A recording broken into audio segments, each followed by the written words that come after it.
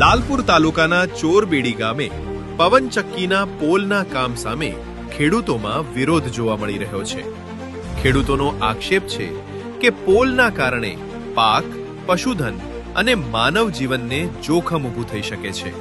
આ અંગે પ્રાંત કચેરી અને એસપી કચેરીમાં અરજી આપી કામગીરી રોકવાની માંગ કરવામાં આવી છે। રિપોર્ટ પ્રવીણ ચાવડા, લાલપુર। હું ઉમરભાઈ જુમાભાઈ બોલું છું। ગામ ચોરબેડી થી મારી જમીન ચોરબેડી સીમમાં આવેલ છે। એની બાજુમાં આશરે 150 ફૂટ છે પવનચક્કીનો થાંભલો ઉભો કરવામાં આવેલ છે।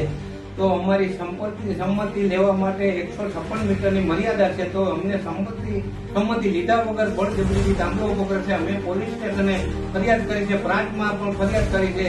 એ લોકો તોય પોલાના ફોનથી અમને પકડવા આવે, મારા છોકરાને એરેસ્ટ કરવા આગળ ધાક ધમકી આપીને કામ ચાલુ રાખે।